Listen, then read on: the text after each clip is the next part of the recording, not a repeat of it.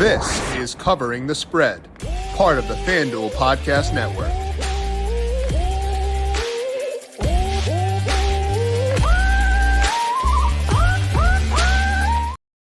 Another Monday Night Football doubleheader coming up to close out week number 4. One game is very fun, one game maybe not so much, but I do still think there are some good betting values in that first game, Titans versus Dolphins. We're going to break down that game, then talk Seahawks versus Lions, top props, top bets, and an SGP I like in both those games over at FanDuel Sportsbook to hopefully close out week number 4 on a high note. This is Covering the Spread, a FanDuel Research podcast. My name is JimSannes.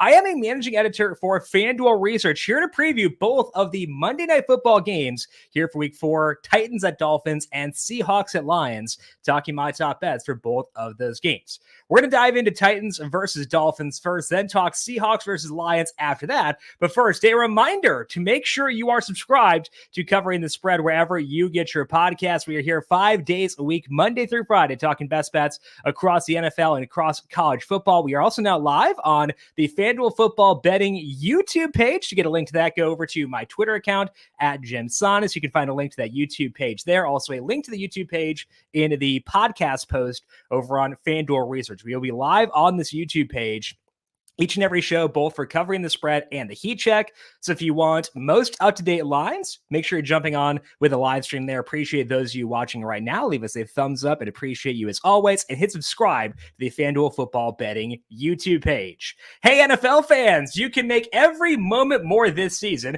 with a big return on FanDuel, America's #1 sportsbook. So when you get a hunch in the middle of the game, you can check out the latest stats, view live play-by-play, and so much more on the same page where you place your bets. You'll get started with $200 in bonus bets guaranteed when you place your first $5 bet. Never waste a hunch with FanDuel, an official sportsbook partner of the NFL. Must be 21 plus and present in select states or 18 plus and present in DC. First online real money wager only. $5 first deposit required. Bonus issued as non-withdrawable bonus bets, which expire 7 days after receipt. Restrictions apply. See terms at sportsbook.fanduel.com. Gambling problem? Call 1-800-GAMBLER. Or visit FanDuel.com/RG. Call 1-888-789-7777 or visit ccpg.org/Jag Connecticut. Visit mdgamblinghelp.org in Maryland. Hope is here. Visit gamblinghelplinema.org or call 800-327-5050 for 24/7 support in Massachusetts, or call 1-877-8-HOPE-NY or text HOPE-NY in New York. Let's kick things off here by talking about our first game of the night. That is the Titans at the Dolphins. Total in this game is pretty low. It is at 37.5, with the spread being the Dolphins -2.5. Snoop Huntley starting this game for the Dolphins for tonight. I do see a bit of value in the Titans in my model, but I'm not really sure how much I want to trust it. I have not bet this and do not plan to, because it's kind of hard to know how to judge Snoop Huntley here with the Dolphins, because the numbers for him with the Ravens were never all that impressive, but he looked okay at times. The efficiency numbers are just bad, but now he comes to a team with very good skill players and a pretty wretched offensive line. So it's hard to know what to truly expect out of Huntley in this infrastructure. Also, Titans, no Jeffrey Simmons for tonight. So I show value, but I'm not super itchy to take said value. What I do think is fun in this game, though, is the under. At the 37.5, under is -114. I've actually got this total at 33.7, which is very, very low. I've run my own totals model since week 15 of 2022, so not a super large sample, but this is the 4th lowest total I've ever had. And the 3 totals lower than this have finished with 20, 17, and 21 points. I think both teams will try to run the football quite a bit here, and frankly, they should, given their respective quarterback situations. So neither team is super fast from a pace perspective either.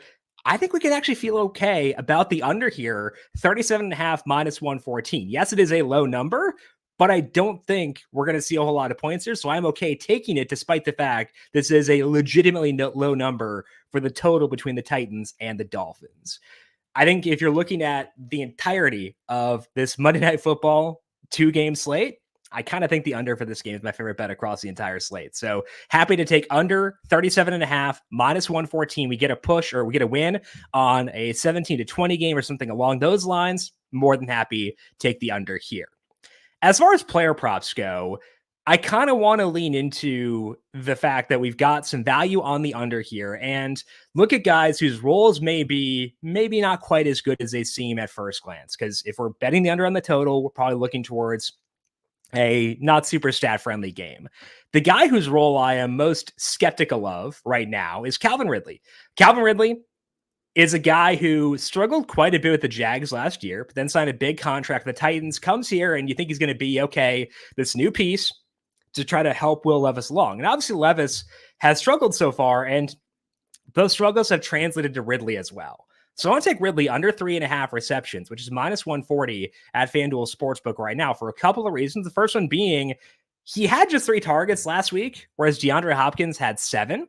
So the role for Ridley decreased once the Titans had Hopkins' snap rates start to go up. And it wasn't still a full role for Hopkins. Still, there's more room for expansion there, which could mean maybe Ridley continues to get a pretty low target total. But the other thing that I like about the under here for Ridley is that he's not getting a lot of gimme throws. Most of his throws are downfield, which are low percentage throws. Of his 16 targets so far this year, Ridley has gotten 10 targets, 16 plus yards downfield. And those passes, as mentioned, are pretty tough to complete. I'd also expect the Titans to want to run the football here, which doesn't lead to a lot of passing volume. And frankly, 3 catches is a decently high number. Ridley's gotten there just once so far this year. So I do think there is value in the under for Ridley, even at minus 140, under 3.5 catches. I think we can lean on that one as far as betting against fun in this game, but also betting against the role for Ridley being one where he gets a lot of downfield work, not a lot of gimmies, and he's got a quarterback who, while will throw it deep, isn't really operating at the peak of efficiency right now. On the other side, I do like the Dolphins ground game. And it's kind of interesting here because we don't have official word on Raheem Mostert yet. The most recent word we got was that he's trying to play. Have not seen officially whether he will go, but they want to keep his best interest in mind. Limited in practice all week for Mostert, and they did ride Devon Achane with Mostert out last week. He had 11 carries there, 22 the game before that, and the 11 carries came in a super negative game script against the Seahawks, where the Seahawks got up, I think, like 24-0 super early there, so couldn't run a whole lot in that game. But bookmakers do think that the Dolphins will be more competitive here, as the Dolphins are slight favorites. Snoop Huntley, I would assume, will open a couple more rushing lanes for Achane than Skylar Thompson did.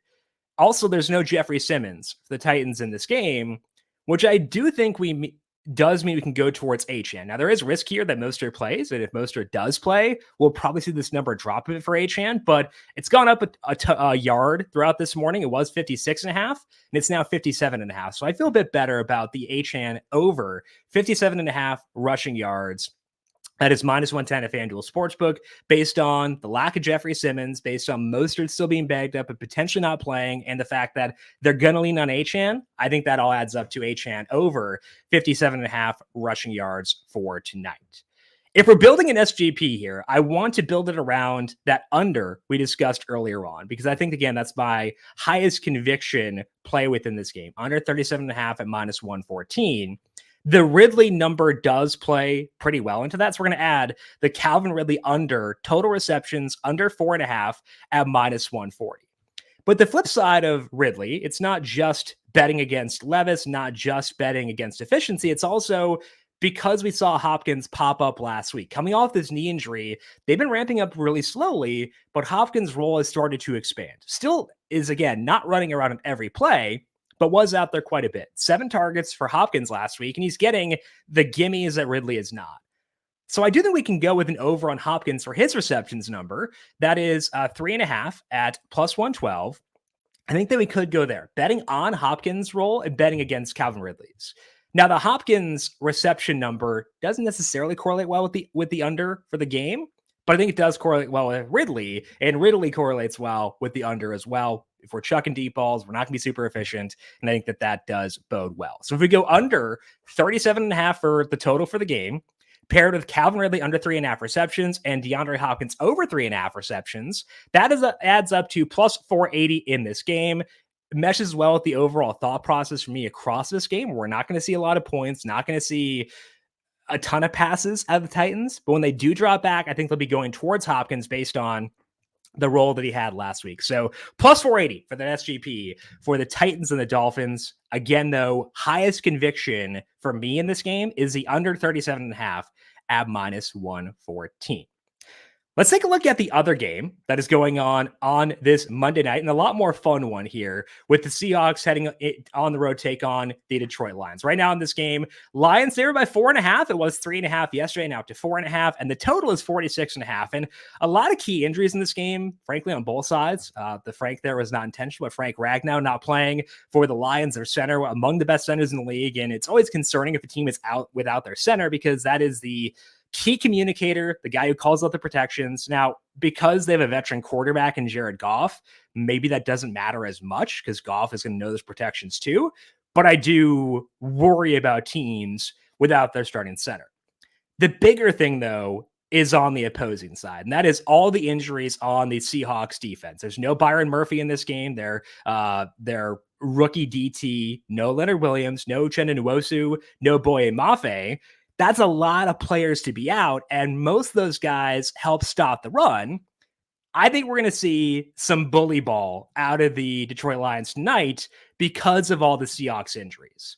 So I think we should at least consider taking the rushing plus receiving marks for both David Montgomery and Jahmyr Gibbs in this game. Right now, FanDuel Sportsbook, both Gibbs and Montgomery at 77.5. Over for them is minus 114.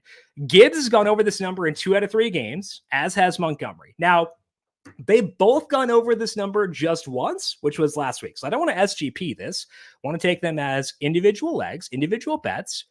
But I do think there's a good chance we could see both these guys get here. And that to me is pretty enticing to cash both bets at once, despite the fact we're buying into a situation that should be a bit uncorrelated. I just think we're going to see a lot of runs and a lot of effective runs out of this Lions team, even though Frank Ragnow, because of all the injuries on the Seahawks front seven.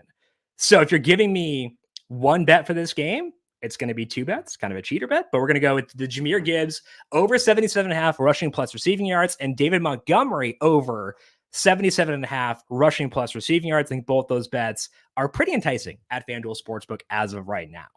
I also don't hate Jahmyr Gibbs for an anytime touchdown. If you pull up that market over at FanDuel Sportsbook, you're going to see that Gibbs is minus 105, whereas Montgomery is minus 125. And I understand why that's true, but interestingly enough, Gibbs has actually had a slightly better red zone role this year for the Lions. He has 37% of the team's red zone rushes or targets so far versus 26% for Montgomery. Gibbs had multiple red zone chances in every game so far. He's had 6 red zone chances in 2 games. And I think they will get a good number of chances here. I've got this total personally at 47.3.